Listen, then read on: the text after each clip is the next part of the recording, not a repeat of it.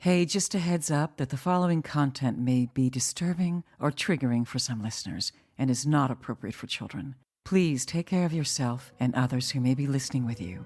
Welcome to the Bonus Babies Podcast, a show that has no easy answers, only hard questions. I always thought, I've always heard my foster family say that family is so important, but the people that hurt me the most was my own family. So if that's family, I'm good. I don't want it. Can you tell me what you call the kids who you've cared for over the years? We feel that the children that we receive coming into our home are bonuses. So we call them bonus babies. I love that. This is your host, Jayne Amelia Larson, and I'm a CASA volunteer, a court-appointed special advocate for youth in foster care. Yeah, I know it's a mouthful. In the same way a CASA works, I explore all things in the foster care maze by talking to kids, parents, caregivers, attorneys, social workers, therapists, anybody and everybody who will speak to me to keep the conversation open and the information flowing about all things CASA. I'm talking to Jaci Cortez, and thank you so much for being on the podcast. It really means a lot to me that you agreed to do this. I think you have a really compelling story, and I want other people to know about it. So can you tell me, Jaci, where are you from? What are you about? What's happening? Yeah, of course. So I was born in Los Angeles, California, and I currently still reside there.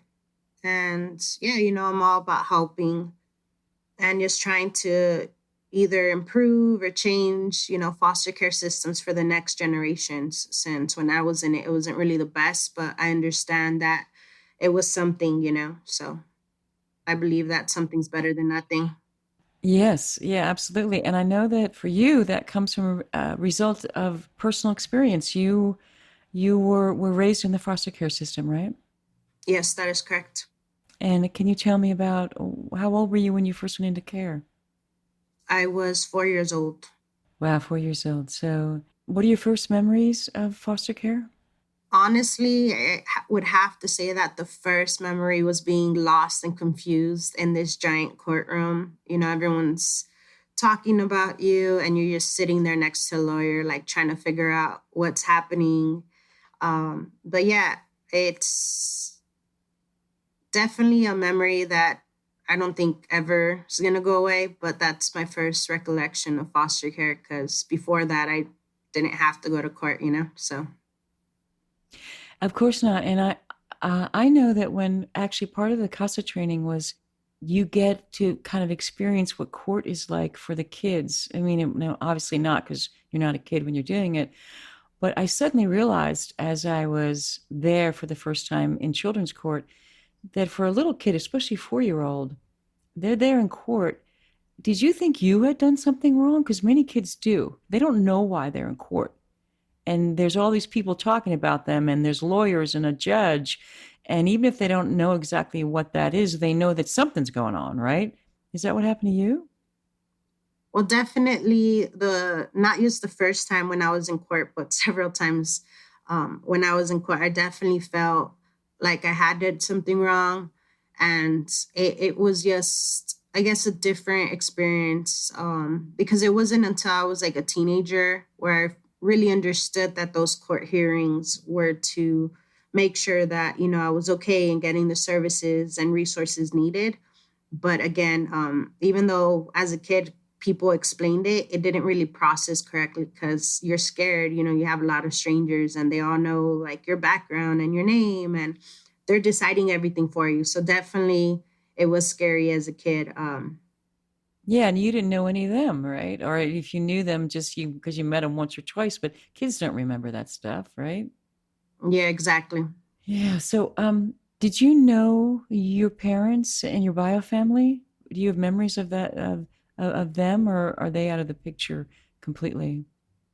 So I've never met my bio father, but I was raised by my maternal grandma and biological mother before I entered foster care. I don't really have memories with them, but they were out of the picture for my whole time in foster care. But then after foster care, they were able to come back into the picture, and they still are. So, Okay, so we'll talk about that in a bit. So, but do you know why you were removed from your bio home? yeah, I was removed because my mother was deported back to Guatemala. Wow. And since I was born here, they put me in care. Wow, and they didn't let your grandmother continue to take care of you? No, unfortunately, at the time, my grandma didn't have the, I guess, finance and support to do it. So yeah. So, can you tell me about your early life? How did that work? And do you have any siblings? I think you said you have a little sister, right? Yeah, I have a little sister and a younger brother. And did they both go into care at the same time as you? No, we have couple years differences. My younger brother, he's 19, I believe. He is gratefully he was not put in care. He was raised by my mother and grandma, and he turned out great. My little sister was put in care when she was a baby, but she was adopted couple months old and she's still with them. So that's great that I guess forever home worked out for her. So she's doing good as well. And how about you? So, what happened to you when you went into care? Who was your first family, or how did that work? So I first went into what they call kinship with a uncle. That didn't work out.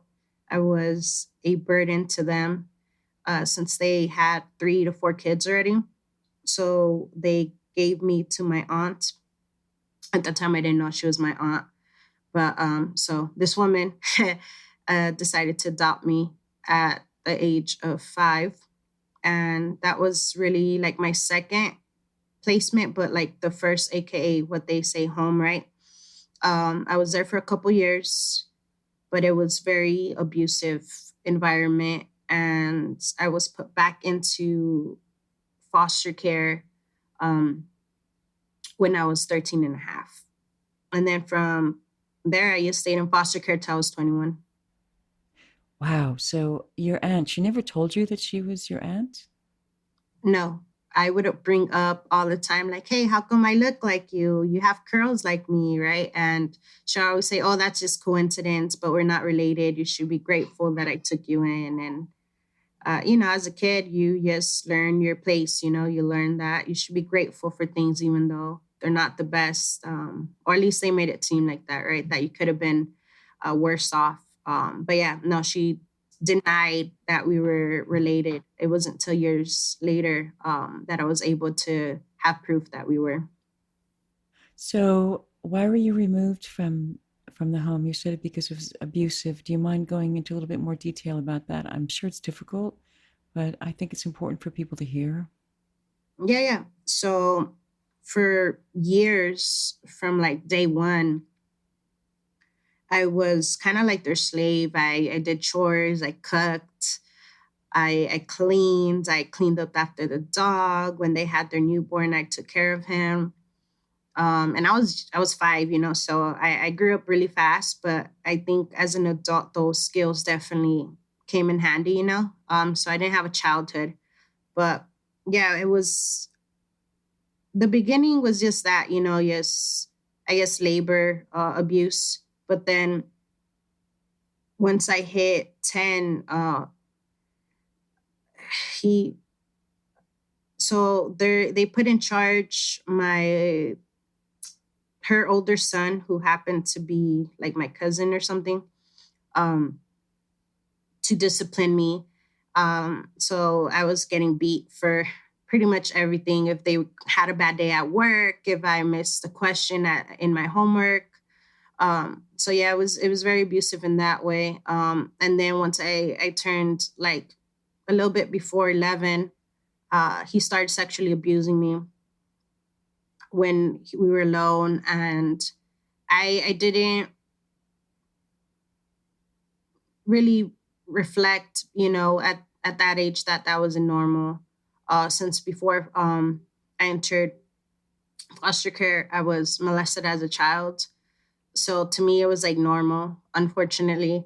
Um, but, at some point, I think that I realized it was wrong because I tried to fight back. And yeah, that went bad. I got knocked out and I still, woke up nude and him on top. So I think that's what really made me realize, hey, you have to get stronger. And I continued for years, but little by little, I started taking care of myself in the ways I could, right? Like finding a space in my mind where I was safe and could escape, trying to not be home as much. But yeah, it was very bad for me in that home. But then when I thought it couldn't get any worse, right? She decided to marry a person from the church who touched me twice. And on the third time when he tried, I pulled out a pocket knife and I held his private part. And I told him, if you ever touch me again, I'm going to chop it off, because I was just so frustrated. He never touched me again. But that's when I realized that I deserved better and that I was strong enough. But it took a couple of times to really be able to defend myself. But yeah, that was my life there. I was whatever they wanted me to be. I wasn't really a daughter for them. So how did you get removed? Like, did you reach out to anybody? Did you try to tell somebody? Did somebody figure out how did you get out of that house? So I ran away 3 times. The first time I tried to run away from her work, because there was a period where they homeschooled me because I couldn't go to school. Because if they saw bruises, they would ask questions. And at her work, she was the manager, so no one asked questions. So I tried to run away. I went to the church and I told the pastor and the pastor's wife, because they're religious, and they sent me back.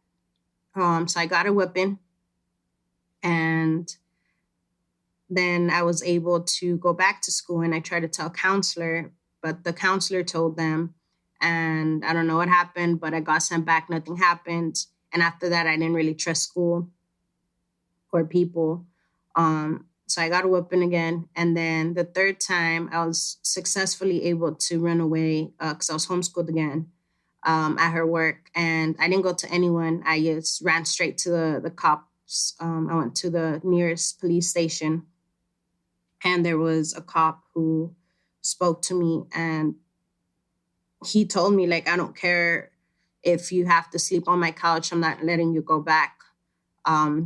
But they did have to send me back, but they didn't let me stay. They told them that there was a fight at my old school that I was in, and that I was a witness, and they wanted to talk to me. And that's how they were able to safely remove me from that house without them being suspicious. Wow, JC. So how did you know at that age, even just to go to a cop station? I mean, how did you figure that out? I used to have a best friend when I was that age that her father was a cop, and I saw like that he really did help people, and she was like my only friend. She really helped me when no one was there. She would help me do my chores so I wouldn't get in trouble. And I didn't open up to her about what was happening, but I think she kind of knew some parts because she would, help me do my chores and help me study for school. And I think seeing her dad be a good officer made me realize, hey, maybe they can help me, since the other adults weren't able to.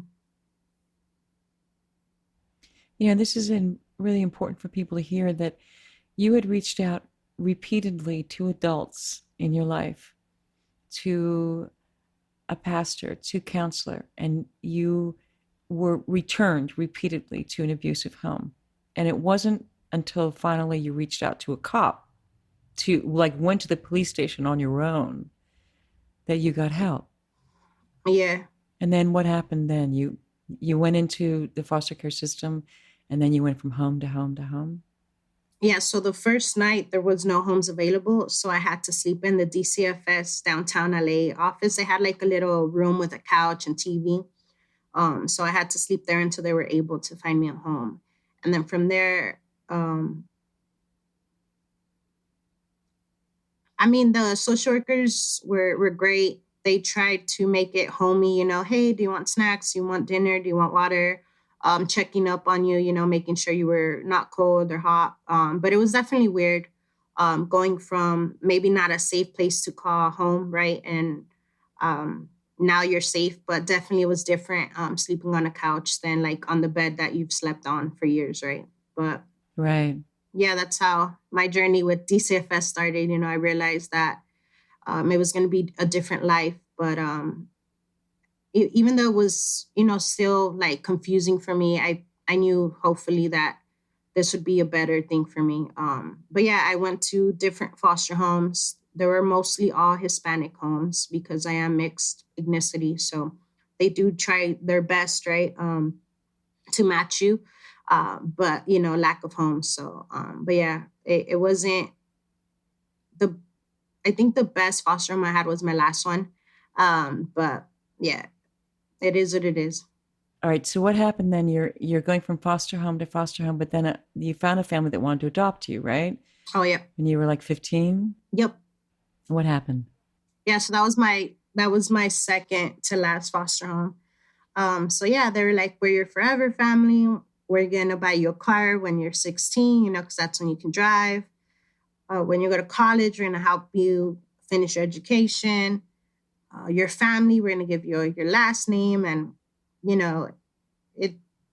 I really thought that, yeah, I've been there a couple years and it's gonna be great. But one day I get outed by their older son, and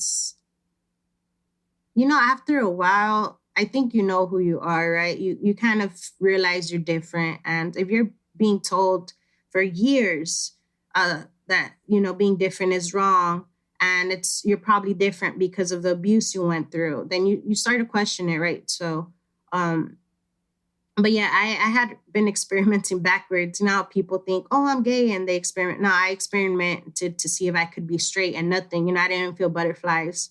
So I was just tired of hiding, and it was just like, what do I do? Do I deny myself one more time? Or do I finally tell them, yeah, it's true. And if they're my forever family, they're going to love me for who I am, right? Because they would say, oh, you're the perfect foster kid. You're our daughter. So yeah, when he outed me, I told him, yeah, I am. I like females. I like women. I'm attracted to the same sex. So I might be a lesbian. I'm not really sure because I don't know labels, but that's what he's calling me. And I Googled it, and yeah, that's what I seem to identify as. And yeah, I don't like men. I don't like boys. I've tried, and that's when it all kind of went downhill. They started yelling at me, how can I do this? If I loved them, I would change. And I just, listened and I understood, but it did hurt me. And I told him, look, I don't know what to tell you. Like every day you guys ask me, oh, you're so pretty. Why don't you have a boyfriend? And I would tell them, you guys didn't get suspicious that my answer was always the same. I'm waiting for the right one. Like that was always my answer. And yeah, like I was just tired, and it heated up. They were upset. They threw the Bible at me. And I decided to call my social worker and tell them, hey, I told my social worker I can't be here no more. They don't accept me for who I am. And I don't even know who that is, but I know in this space, I can't even explore that. So yeah, my social worker came that same day later on, and I got my stuff, and I was placed there with my sister, and I wasn't able to say goodbye to my little sister. They said that if I truly loved her, I wouldn't do this to her, because being different was being a bad influence to her, putting her in harm. And I told them, first of all, I would never hurt anyone. But if you think as her parents that that's the best decision, then I'm fine with it. But yeah, I wasn't able to say goodbye to my little sister. And it did hurt, when I was trying to figure out who I was and who I liked. I felt bad. I felt guilty because I felt that choosing myself made me selfish because I wasn't there for my little sister.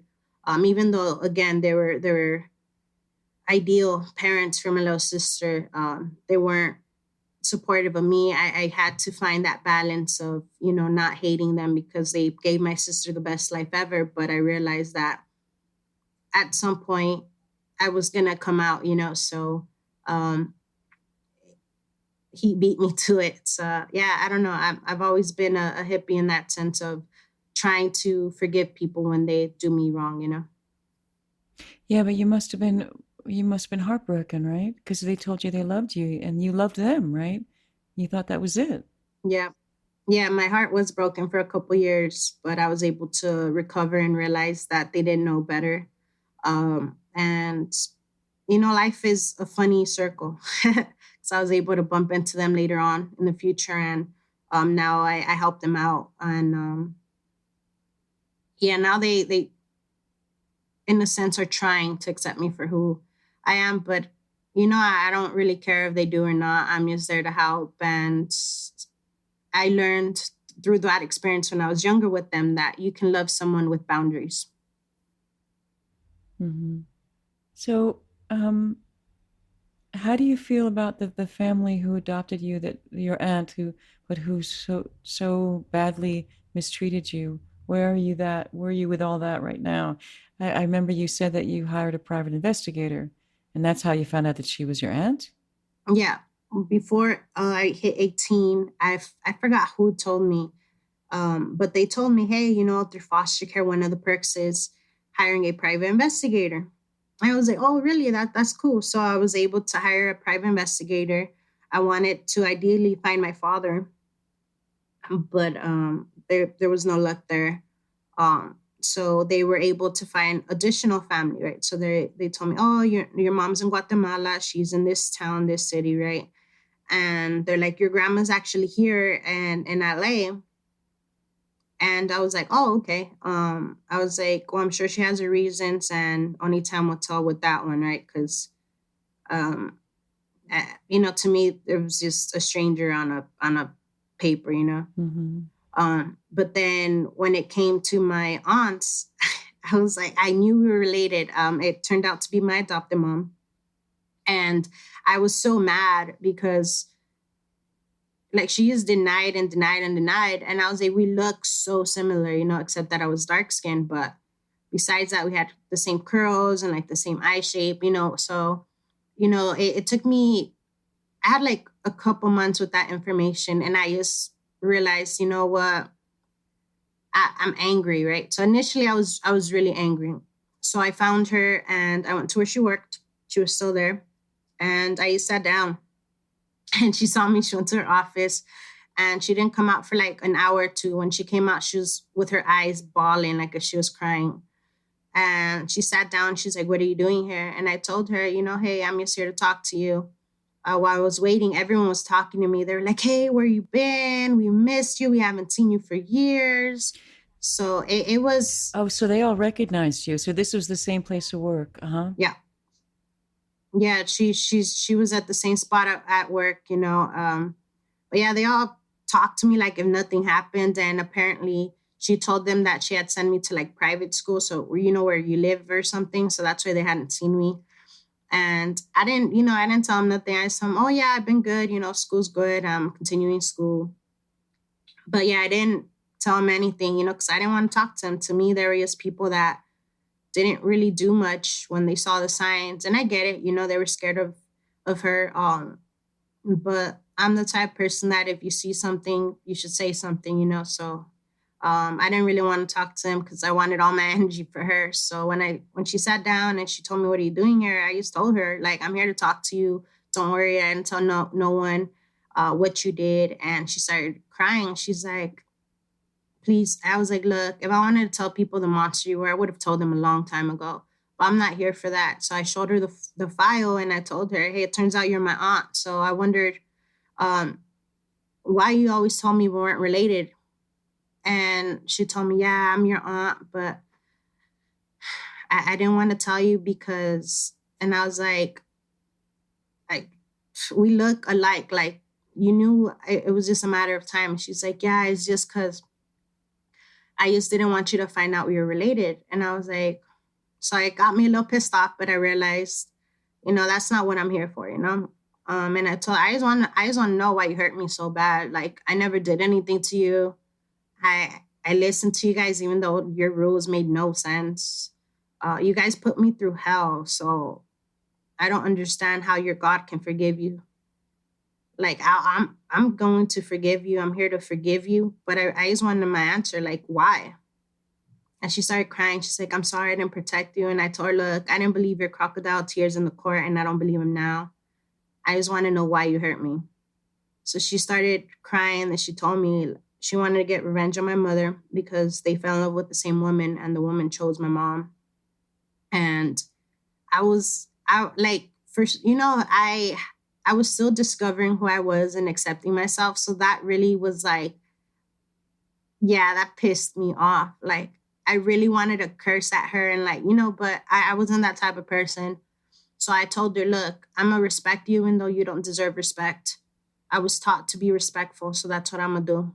But what you did is not right, and that's not an excuse. I was like, just because you can't be with the person you want to be doesn't mean you can hurt someone. And I told her, like, I am not my mother. I am not that woman.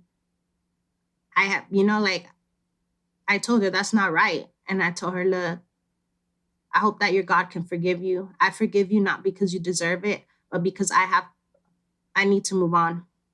So she started crying, and then she was like, oh, do you want something to eat? And I told her, nah, I don't want nothing from you. Leave me alone. Don't hit me up. Don't look for me.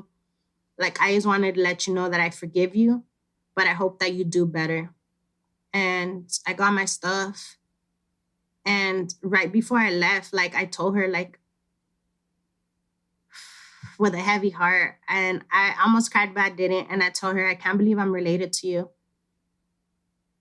I always thought, I've always heard my foster family say that family is so important, but the people that hurt me the most was my own family. So if that's family, I'm good. I don't want it.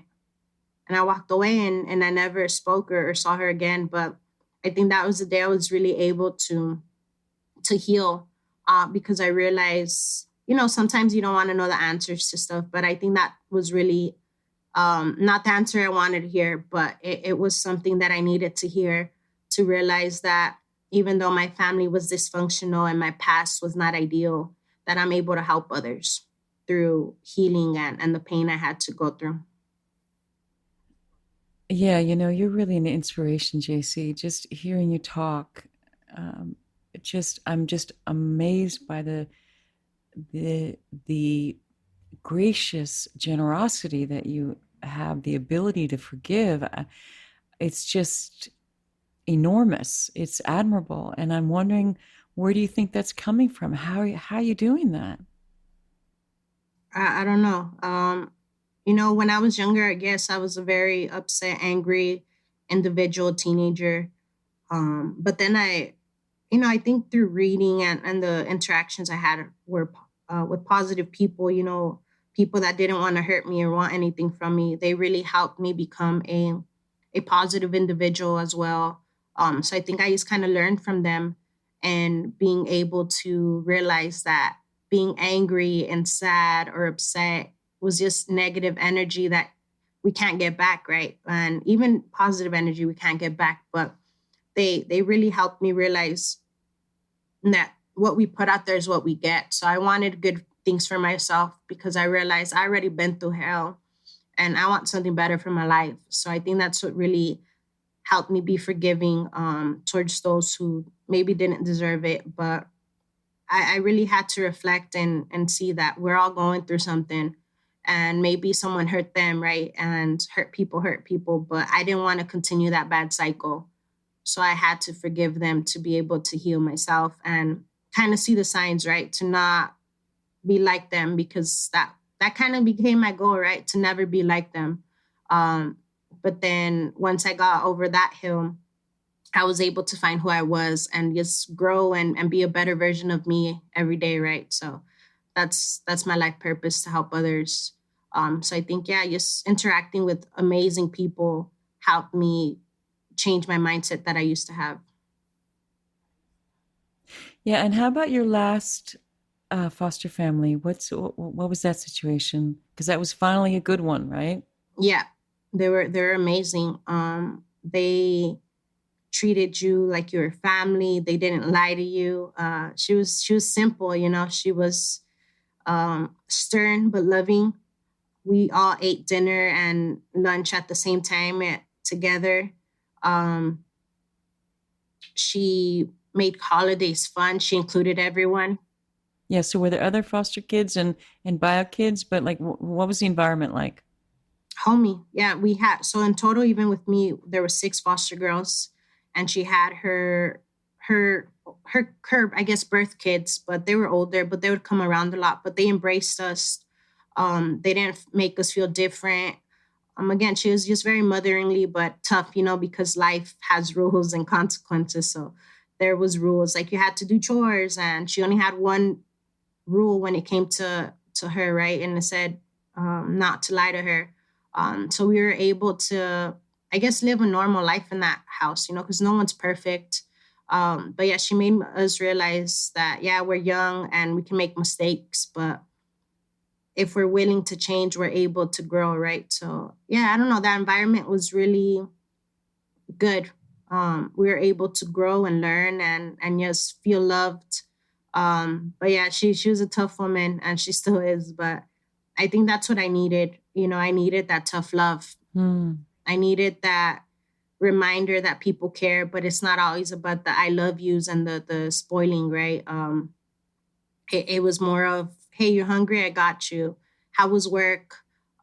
Give you a ride when you missed your last bus. It was the actions that really made me feel, wow, this is it. So yeah, that's the woman I call my mom. Even with my birth mom in the picture, to me, that woman's always gonna be my mom, because she went above and beyond everyone. Right. And yeah, I don't know, I don't know, she loved me for who I was. And if anyone tried to bully me, she shut it down. So it was nice. I don't know. Right. And you have her name? You took her name? Yeah, her last name's Cortez. So before exiting foster care, I changed it to them. And I asked the whole family, hey, I want to take your last. And they're like, girl, you're already family. You already are one of us. So it was a very great moment for me to realize that even before I realized I was fam, they already knew I was. So it was nice.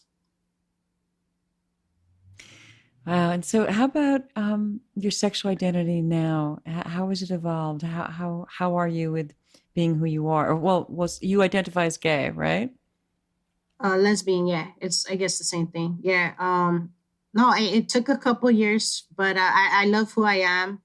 I have a great partner who, with all my flaws and all, we're able to learn. Oh, you have a partner now. Yeah. We've been together for 5 years. Cool. So you're in love.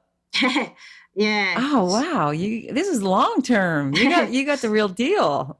Yeah, she's amazing. Yeah, no, she knows my background, and she never judged me or held it against me. She's always helped me, do better. And even, when my goals are like crazy, like away from hers, she still supports it. So but yeah, no, I love who I am. I try to make sure that I be the best partner I can. And yeah, I'm very blessed to be able to be comfortable in my skin finally and have an amazing partner, because some people never find that, that peace within themselves.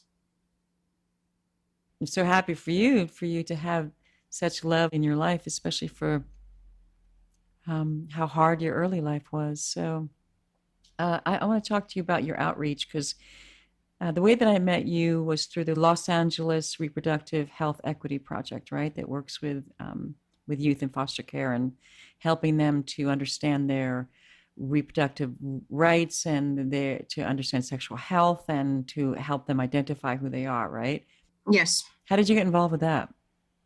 Yeah, I was in the Children's Law Center in LA, doing a sex education course they had. So it was like a whole week where they showed you how to use condoms and all that good stuff, right? And then I guess someone who was doing that, I guess helping with that program, came in and did a presentation about it.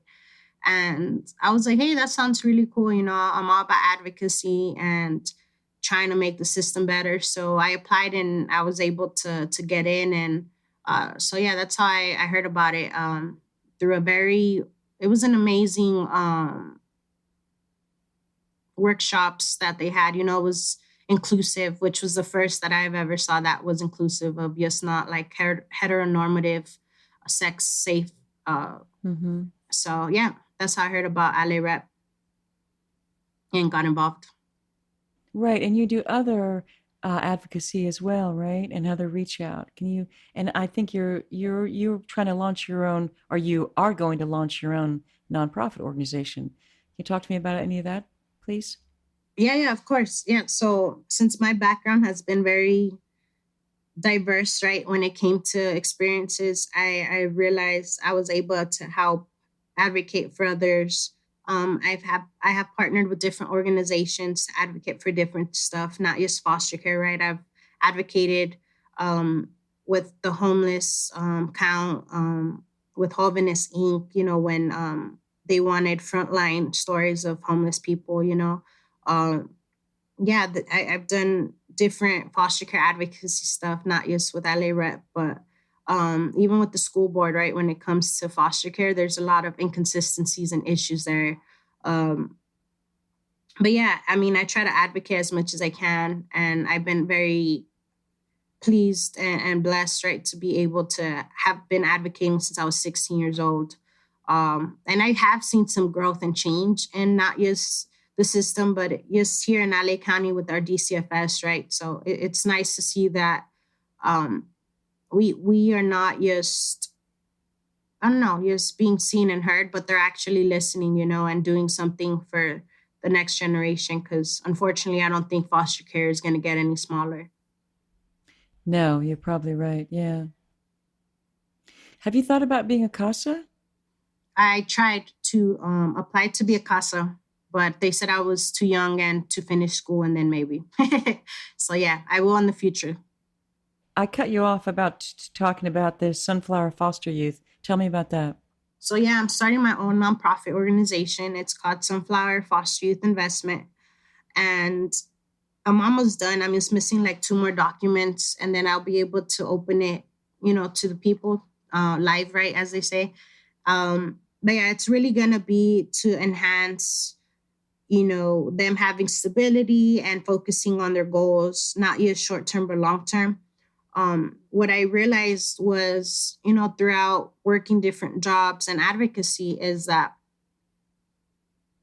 there is a huge lack of communications within organizations to each other. It's like they're all like them against everyone else, right? So I wanted to help bridge that gap and connect all the resources together. So that's what we'll be doing. But I also realized that, and people don't invest in a city if they don't think the people are worth it, So I realized, hey, in order to invest in foster care, we have to invest in the individuals that are in foster care. And then once we invest in them, we're not just investing in that individual in foster care. We're investing in the communities that touch their lives. And I realized that I was able to, do well in life because I had people invest in me, and I returned that by investing in others, right? So it's just a chain of positive stuff. So that's why I want to do it, because I realized that that's the only way we can better not only foster care, but our society, since we became like so selfish at some time, right? And I just realized that we're on this together, even though our family background is different, our ethnicity is different, and our situations are different. But at the end of the day, we're all human. And, it's not going to get better if we keep thinking that we're not together in this world, right? So, yeah. So your mom is back in your life, your bio mom. I know you have your real mom, but you have your bio mom who's, how did that come about? Yeah. That was interesting. They found me through Facebook, ironically. So my mom's partner had sent me a friend request, and I was what, like 21, almost 22. And I was like, hey, this older lesbian needs a friend. All right, I'm in. And I accepted I accepted the friend request. And then she like right away sends me a text through I guess the Facebook Messenger thing. And she was like, text me. I was like, I don't know you. Yeah. And then she's like, call me. I was like, I'm not calling, right? So I was like, look, lady, I don't know you. And she's like, I know your mom. And then she sent me like this blurry picture of someone. And I was like, oh, and I got so mad, right? So I called the lady and I was like, first of all, I don't even know my mom. So who the hell are you? So I cursed a little bit, right? And then she's like, explain who she was. She's like, I'm your mom's life partner. I've known her since before you were born. And we've been together. And, you know, she told me like, I've helped support her, your grandma, your brother. And I was like, oh, I have a brother. And she's like, yeah, your mom's really missed you. Oh, so that's when you first learned you had a brother. Yeah. And then she told me like, yeah, your mom's, we've looked. So that's how I found out I guess my family never stopped looking for me. Cause she would tell me like, oh yeah, we would hide in my car and we would try to see you in your aunt's house. And I even went to try to talk to her and see where, get some info for your mom and nothing. Like she would threaten us to call the cops. So they really did put the 110% to find me. So I was like, all right, so then we did that, like where you could see their face. And yeah, I saw my mom for the first time, but it didn't really click. I saw a lady, I looked like crying and she's like, oh, I missed you. I loved you. And blah, blah, blah, right? All these beautiful words. And I was like, oh, okay, cool. And I was like, this is weird. It was really uncomfortable for sure. But, I'm a nice person. So I was like, hey, what about we meet at a restaurant and we get to talk in person, right? Because I really wanted to make sure I wasn't like being scammed, because I have trust issues. So we met at a restaurant that was really close to my mom's house. And it was like less than 2 blocks. So I walked there, right? And I would go there like every day to this bakery restaurant. So I was really close to the staff and I told them what was happening. We came up with like a code, like if I was in danger, right? So they were going to like help me get out of there. And some were really excited. They're like, oh, we're so happy for you. You're going to meet your mom. And I was like, yeah, I don't really know about that. I don't need a mom, right? But yeah, sounds good, right? But yeah, I had talked to my mom and she told me like, look at this as an opportunity that not most kids in foster care get. Don't let them use you. But, you never know. You might get answers that you never knew you could get. And I was like, all right. So I met with them and I had told them that it took me like 2.5 hours to get there when it was like less than 5 minutes. So yeah, Diana walks up. So that's my mom's life partner. Diana walks in and I recognized her from the Facebook and she comes in for a hug. So I hug her, whatever. I didn't really feel much, but I did tell her like, thank you, for taking care of my family. I appreciate it.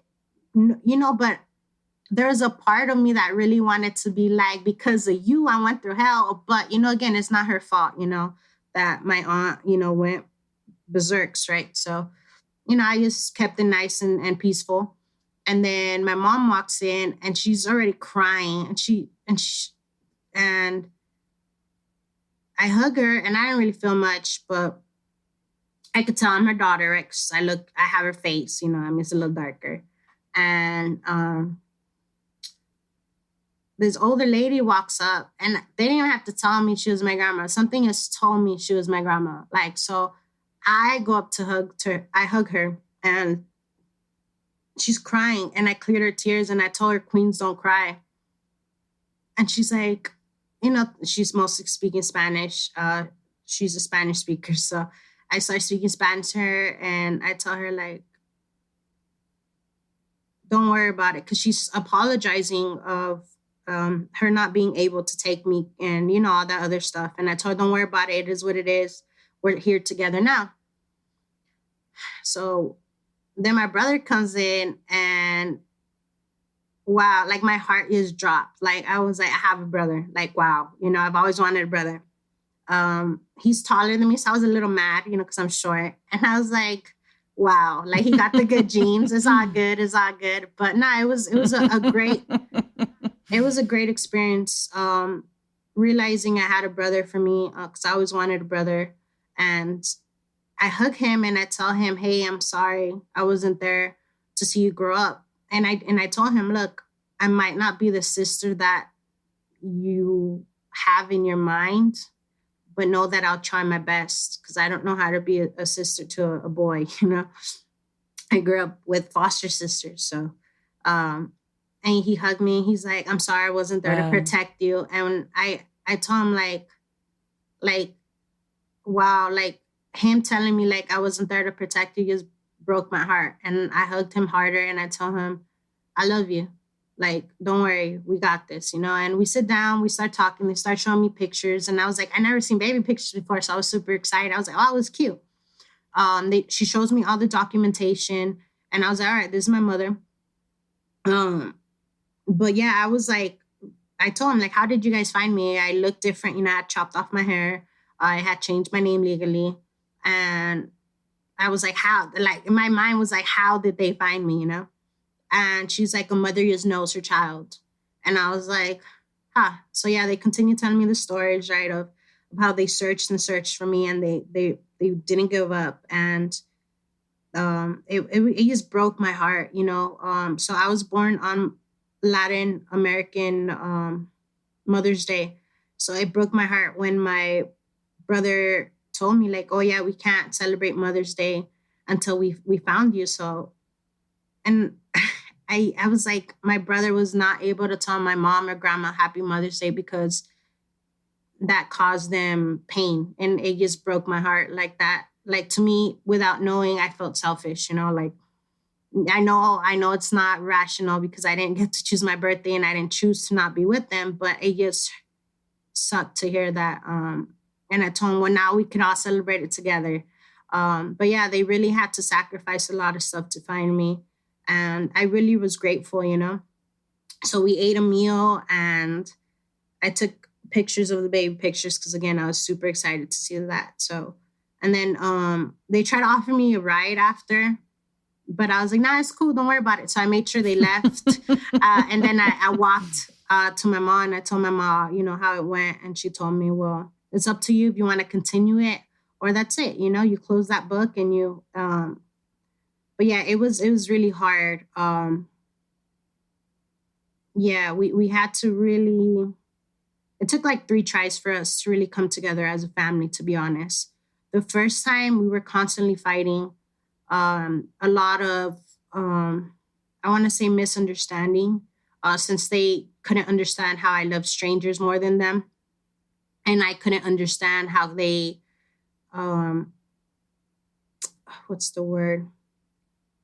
I was really grateful for them, but I just didn't understand them. Like they didn't understand me. We were like strangers, you know, in my book, but I really did try the first time. But it was just very stressful. Like I started, like I had to stop drinking, and with them, the first time in my life, I drank again and then heavier. Yeah, it was very stressful because it was just constantly like throwing back and forth, you know. So I don't know if normal people do this, but I was like, yo, I need a break from you guys. I know we've been apart for 15 years. Yeah, normal people do it. Yeah. Yeah. Well, I'm glad. This happens all the time in families. Well, that's the way families work. Well, I'm glad. Yeah, because that's what I did. Like it was just like 3 months, but I couldn't. It was just too stressful for me.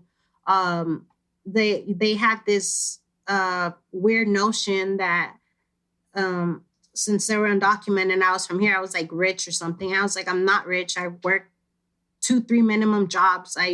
It's hard, you know, but you do what you got to do. And it was just very a weird relationship because they wanted me to provide, and I was like, y'all never provided for me, right? So it was just this back and forth, this just whoa. It was bad. Mean, they wanted you to take care of them? Yep.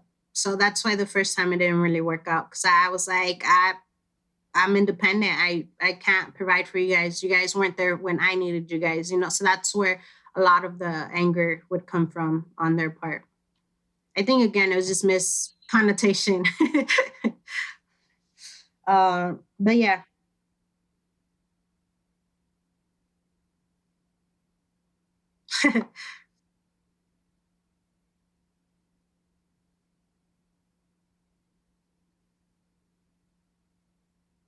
Mm, um, that's a good question. I think um I don't know, like honestly, I like being an open book because I think that's how people learn. Um,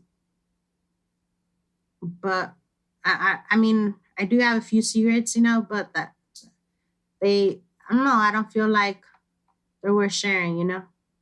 It's a lot of survival stuff I had to do, and I know that some people might understand, but I know overall people are judgmental. So you're open about your experience in foster care and the difficulties you had growing up? Yeah, I am. When I know it's a good cause, not just everyone, right? Because again, I know there's bad people out there, and I have been hurt before. But yeah, so it's just I think I would have to say that if it wasn't for my family being undocumented, I probably wouldn't have understood and respected the undocumented population. Yeah, because before then I was closed minded. But through them, I was able to learn that they have to go through different hoops and challenges than most people. So I guess that's one thing most people don't know about me, because most people think I'm a hippie and open minded and all things, but no, I'm still growing like everyone else. But yeah, um, because of my biofam, I was able to become an ally for undocumented people. As before, I'm not gonna say I was like bad or mean towards them. It was just a lack of understanding of their challenges. You're really an astounding woman. I knew at the moment I first heard you speak, and I'm really glad that you agreed to speak with us today. When I say us, I mean I keep on saying us like there's other people. It's just me, and hopefully other people listening. But I really want to thank you, JC, and I wish you all the best. I admire the shit out of you. You're such a warm, gracious, and generous, open-minded, forgiving person. I don't think I could ever. I don't. I kind of aspire to be you. I think everyone's on a different life path, and I think mine was just to be a healer. So I appreciate the kind words, and I mean we all have something to learn from each other, and I hope to keep growing every day. So appreciate the time, and I hope that your goals. I know they're gonna do great changes because they're great intentions. Thank you. Thanks a lot. If you see something, say something. If you suspect that a child's health or safety is jeopardized in any way by parents or anyone else, contact the Child Protective Services Agency in your county.